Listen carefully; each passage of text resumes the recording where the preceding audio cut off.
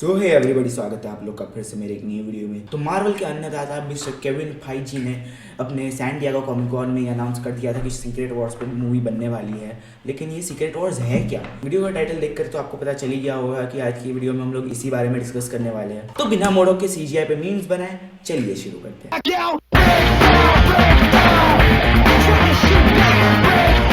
तो Marvel comics में exist करने वाले दो सीक्रेट वॉर्स है। ये सबसे पहला सीक्रेट वॉर्स तो मार्वल ने बस अपने खिलौने बेचने के लिए बनाया था। तो पहली वाली सीक्रेट वॉर्स में बियॉन्ड नाम का एक एंटिटी है जो अलग अलग यूनिवर्सेस से कुछ सुपर हीरोज को लाके एक जगह पे पटक देता है और बोलता है लड़ो मरो मारो काटो जीतो मरो, जो जीता उसको 80,000 के जूते मिलेंगे। लेकिन ये वाली सीक्रेट वॉर्स इतनी इंपॉर्टेंट नहीं। जो सीक्रेट वॉर्स इंपॉर्टेंट है वो है दूसरी वाली। ये वाली सीक्रेट वॉर्स में कुछ ऐसा होता है कि एक इनकर्जन नाम की एक इवेंट होती है। इसमें ऐसा कुछ होता है कि एक यूनिवर्स की अर्थ जो है वो अपने जगह से मतलब अपने पोजीशन से हिल जाती है और फिर एकदम से दूसरी यूनिवर्स की अर्थ के साथ टकरा जाती है। तो ऐसे बहुत सारी यूनिवर्सेस की अर्थ का बैलेंस मेंटेन नहीं हो पाता और वो भी यहाँ वहाँ घूमने लगती है और अलग अलग अर्थ से टकराने लगती है। ऐसे ही बहुत सारी अर्थ की इनकर्जन होते हैं और वो फूटती टूटती चली जाती है। एक दिन अर्थ 616 के वकांडा में कुछ ऐसा होता है कि ब्लैक पैंथर को एक पोर्टल मिलता है और जब ब्लैक पैंथर उस पोर्टल के थ्रू जाता है तो उसको एक ऐसी जगह दिखती है जिसके आसमान में उसको एक प्लैनेट दिखता है, मतलब उसको एक दूसरी अर्थ दिखती है जो कि उसके अर्थ की तरफ बढ़ रही है। फिर उसको एक कैरेक्टर दिखती है ब्लैक स्वान, जो उसको इनकर्जन्स के बारे में बता देती है और फिर वो ये भी बताती है कि उन दोनों में से किसी एक अर्थ का डिस्ट्रॉय होना जरूरी है ताकि ये इनकर्जन ना हो। तो वो अर्थ 616 को तबाह करना ही थी, लेकिन ब्लैक पैंथर उसको रोक कर उसको प्रिजनर बना देता है वकांडा में और फिर जाता है रीड रिचर्ड्स और बाकी इल्यूमिनाटीज के पास। हाँ, वही इल्यूमिनाटीज जिसका मल्टीवर्स ऑफ मैडनेस में वांडा ने स्पैगेटी मोज़रेला बना दिया था। वो इल्यूमिनाटी को सब कुछ बता देता है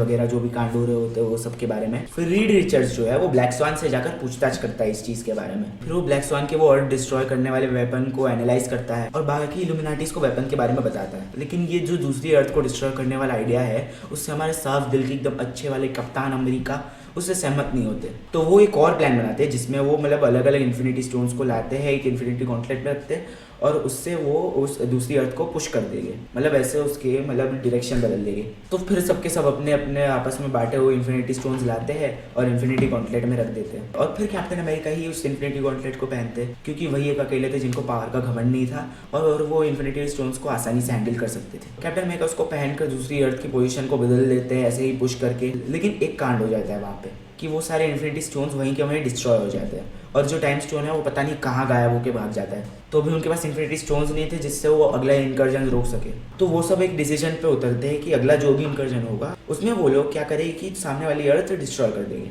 उस वेपन से। लेकिन फिर से कैप्टन अमेरिका इससे सहमत नहीं होते और फिर हमारे डॉक्टर साहब डॉक्टर स्ट्रेंजर वहाँ पे कुर्सी से उठते हैं और फिर उसके 1 घंटे पहले की सारी मेमोरीज वाइप कर देते हैं। लेकिन उसके बाद एक और इनकर्जन होता है जो बहुत ही ज़्यादा अजीब था क्योंकि उस अर्थ के जो डिफेंडर्स थे वो लिटरली जस्टिस लीग की सस्ती कॉपी थे। उनको हराकर जब वो अर्थ डिस्ट्रॉय करने की बारी आई तब जो है ब्लैक पैंथर वो कर नहीं पाया क्योंकि वो एक किंग था और किंग का काम जान बचाना होता है, जान लेना नहीं।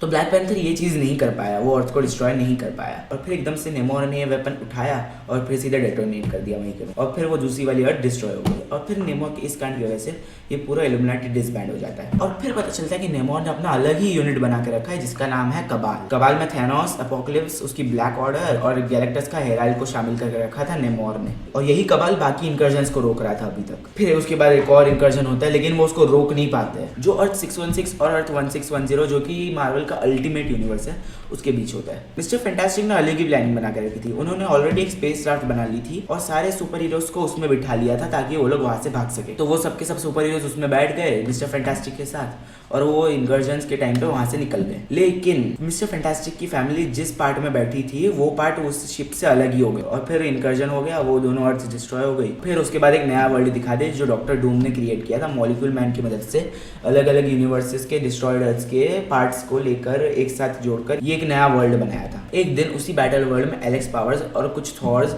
को एक लाइफ राफ्ट मिलती है तो वो उस लाइफ राफ्ट के पास जाते हैं और उस लाइफ राफ्ट को खोलते हैं और वो जब वो उस लाइफ राफ्ट को खोलते हैं उस लाइफ राफ्ट में से निकलते हैं कबाल, उन सारे थॉर्स की गुद्दी चटकाते हैं और वहां से कट लेते हैं और फिर वहां पे डॉक्टर स्ट्रेंज आते हैं जो उस बैटल वर्ल्ड के अभी एक शेरिफ थे जो शेरिफ स्ट्रेंज के नाम से जाने जाते थे। और फिर उसके आने के बाद वो उस लाइफ राफ्ट को और ज्यादा इन्वेस्टिगेट करता है और फिर अंदर से निकलता है माइल्स मोरालेस और फिर डॉक्टर स्ट्रेंज माइल्स मोरालेस को लेकर हिडन आइल ऑफ आगामोटो में ले जाता है उसको, जो कि डॉक्टर स्ट्रेंज का सीक्रेट बेस था बैटल वर्ल्ड में। और फिर उसको वो एक और लाइफ राफ्ट दिखाते हैं। फिर जब डॉक्टर स्ट्रेंज वो दूसरी लाइफ राफ्ट खोलते तो उसके अंदर से mister fantastic, Spiderman, mighty Thor, black panther, captain Marvel, चार लॉर्ड और बहुत सारे सुपर हीरोज जो कि उस लाइफ राफ्ट में घुस गए थे इनकर्जन्स के टाइम पे। ये सब सुपर हीरोज जो कि लाइफ राफ्ट में से निकले अभी उन सबको अपनी मेमोरी सारी याद है, उन सबको सब कुछ याद है जो कि इनकर्जन्स के पहले जो कुछ भी हुआ था। लेकिन डॉक्टर डूम ने उस बैटल वर्ल्ड पे जो कोई भी रह रहा था उन सब की मेमोरीज वाइप कर दी थी। मतलब कि जो भी बैटल वर्ल्ड से पहले सारी मेमोरीज है सारी की सारी उन्होंने वाइप कर दी थी डॉक्टर डूम ने। सिर्फ शेल्फ स्ट्रेंज और डॉक्टर डूम के पास ही उनकी मेमोरीज थी। डॉक्टर डूम ने तो मिस्टर फैंटास्टिक की बीवी और बच्चों को अपने बीवी और बच्चे बना लिया था।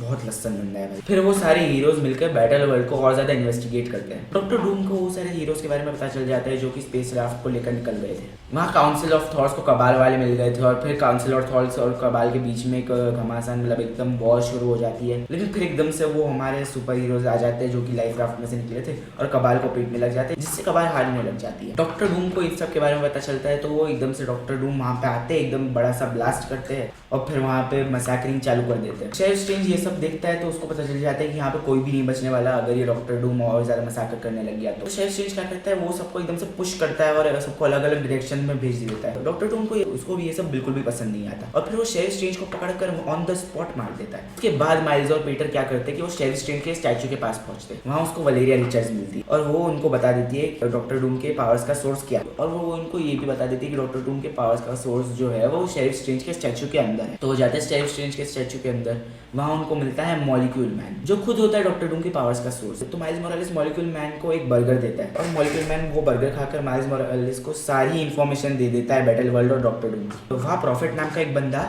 डॉक्टर डूम के खिलाफ एक रिवॉल्यूशन आर्मी को लीड कर रहा होता है। कैप्टन मार्वल वहाँ बार सिनिस्टर पे बैरन सिनिस्टर को डॉक्टर डूम के खिलाफ भड़काने लग जाती है। स्ट्रेंज के मरने से पहले स्ट्रेंज ने ब्लैक पैंथर और नमोर को हिडन आइल ऑफ आगामोटो में जाने के लिए बोला जहाँ पर डॉक्टर स्ट्रेंज ने उन दोनों के लिए एक चीज छोड़ के रखी थी, दो चीजें एक्चुअली। तो वो दोनों वहाँ पर जाते हैं और उनको वहाँ पे दो चीजें मिलती है। नमोर को वहाँ पे सीज करेजियस मिलती है, सीज करेजियस से आप कहीं भी ट्रांसपोर्ट कर सकते हो खुद को, और ब्लैक पैंथर को मिलता है द इन्फिनिटी गॉन्टलेट। वहाँ थैनोस जाके द थिंग से मिलता है जो कि बहुत ज्यादा बड़ा होता है। वो द थिंग को उसके इनकर्जन के पहले के जो भी उसके जो दिन थे द थिंग के, वो सारे फैंटास्टिक फोर के वो वॉरियर वाले दिन, वो सारे के सारे द थिंग को याद दिला देता है और वो थिंग को डॉक्टर डूम के खिलाफ भड़का देता है। तो द थिंग वहां से उठता है एकदम से और फिर बैटल वर्ल्ड की वॉल कोलैप्स हो जाती है क्योंकि द थिंग ने ही बैटल वर्ल्ड की वॉल को इतने टाइम से होल्ड करके रखा था। फिर वहाँ पे एक और वॉर शुरू हो जाती है। वहाँ पे बैरन सिनिस्टर भी अपनी आर्मी को लेकर आ जाता है और फिर वो डूम कासल की तरफ बढ़ने लगता है ताकि वो डॉक्टर डूम को मार सके। तभी वहाँ अपोकलिप्स की आर्मी आती है और फिर बैरन सिनिस्टर की आर्मी और अपोकलिप्स की आर्मी की लड़ाई होने लग जाती है। फिर वहाँ काउंसिल ऑफ थॉर्स आते हैं जो कि अपोकलिप्स की आर्मी पर अटैक करते हैं। काउंसिल ऑफ थॉर्स डॉक्टर डूम के खिलाफ लड़ रहे होते एक तरह से। फिर वहाँ पर एक बड़ी सी शिप आती है ऊपर से जिसके ऊपर बैरन माइस्ट्रो खड़े थे। तो एक बात बता देता हूँ कि डॉक्टर डूम ने बैटल वर्ल्ड को बहुत सारे डिविजन में डिवाइड करके रखा था जिसके अलग अलग बैरन्स थे। जैसे कि बार सिनिस्टर डिवीजन का बैरन था बैरन सिनिस्टर। बैरन माइस्ट्रो जब अपने शिप लेकर आता है तब वो शिप में से वर्ल्ड ब्रेकर हर्ल्स को बेचता है उस वॉर में जो कि डूम के अलॉन्ग साइड लड़ते हैं। फिर इसी चीज का फायदा उठाकर वहां पर मिस्टर फैंटास्टिक और मेकर अपना प्लान एग्जीक्यूट करने वाले होते हैं।